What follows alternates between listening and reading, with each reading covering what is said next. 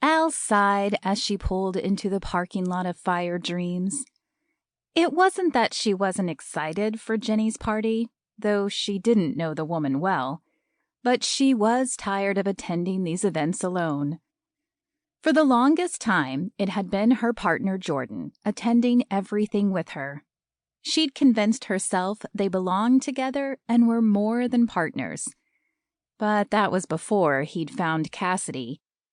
The beautiful female firefighter had stolen his interest faster than gasoline fueled a flame, and before she knew it, Al was left without her automatic +1.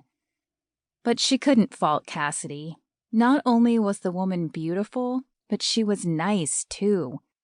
She was like that obnoxious girl in high school who won everything, but you couldn't hate her because she was so modest and kind.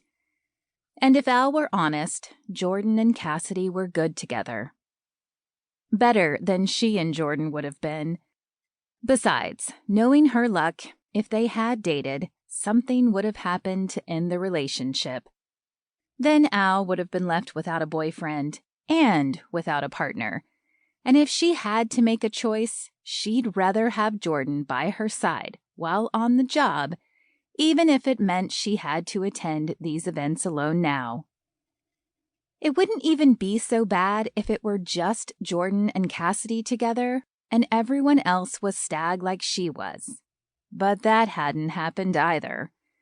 Jordan and Cassidy had been like a romantic catalyst, setting off a chain reaction that sent Cupid flying through the air and shooting everyone in sight.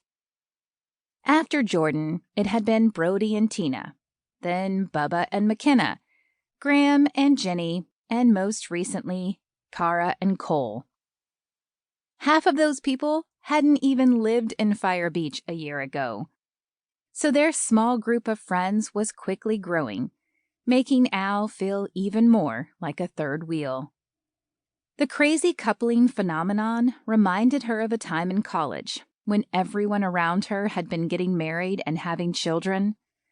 "Don't drink the water," her roommate had said, and Al had laughed and agreed at the time, but now she kind of wished she could drink the water, or at least that she could taste the water. But the glasses coming her direction were all either empty or filled with sand.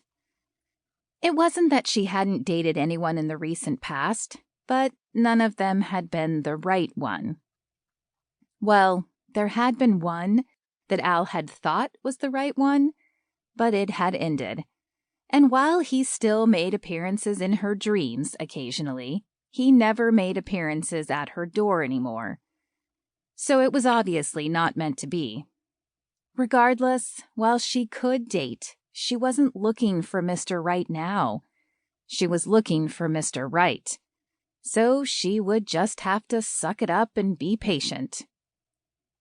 Her eyes flicked to her reflection in the visor mirror, and she attempted to give herself a pep talk. You can do this. Yes, she could do this.